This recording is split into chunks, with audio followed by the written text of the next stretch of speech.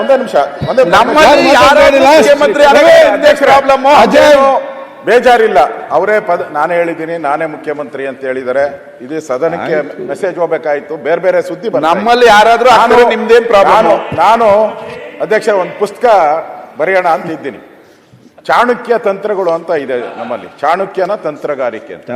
ನಾನು ಒಂದು ಸಿದ್ದರಾಮಯ್ಯನವರ ತಂತ್ರಗಾರಿಕೆ ಅಂತ ಬರಿಬೇಕು ಅಂತ ಒಂದ್ ಸಣ್ಣ ಅಲ್ಲ, ನಾನು ಅವ್ರ ಪರವಾಗಿ ಮಾತಾಡ್ತಾ ಇರೋದು. ಅದರಲ್ಲಿ ಒಂದು ಸನ್ನಿವೇಶ ಬರ್ತದೆ ಅಧ್ಯಕ್ಷರೇ, ಚಾಣಕ್ಯ ಇದ್ರಲ್ಲಿ ಬರೀ ತೊಂದರೆ ಇಲ್ಲ.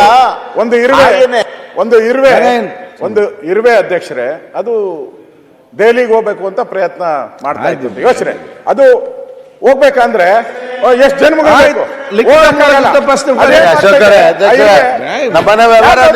ಸೇರ್ಕೊಂಡ್ಬಿಡ್ತೈತೆ. ಡೆಲ್ಲಿಗೆ ಹೋಗೋ ಜವಾಬ್ದಾರಿ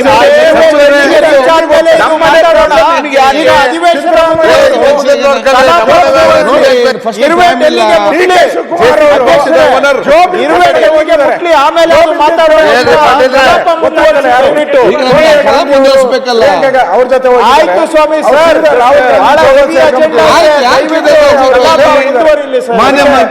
ತಂತ್ರಗಾರಿಕೆ ಮಾಡೋದ್ರಲ್ಲಿ ಪುಸ್ತಕ ಬರೀರಿ, ಆಮೇಲೆ ಮಾತಾಡೋಣ, ಚರ್ಚೆ ಮಾಡೋಣ. ಪುಸ್ತಕ ಬರೀರಿ,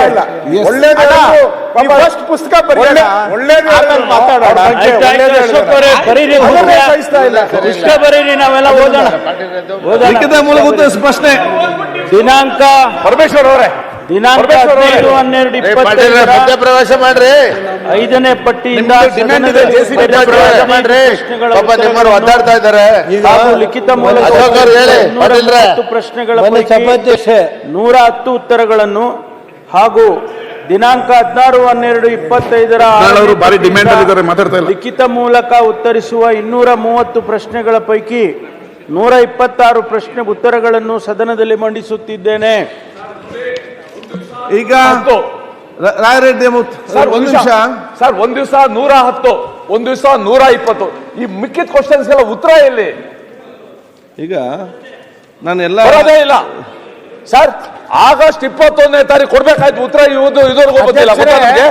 ಪ್ರತಿ ಸದನದಲ್ಲಿ ಅರ್ಧಕ್ಕಿಂತ ಹೇಳ್ತಾರೆ ಒಂದ್ ತಿಂಗಳ ಉತ್ತರ ಕೊಡ್ತೀನಿ. ಪ್ರಶ್ನೆಗಳು ಆಯ್ತು.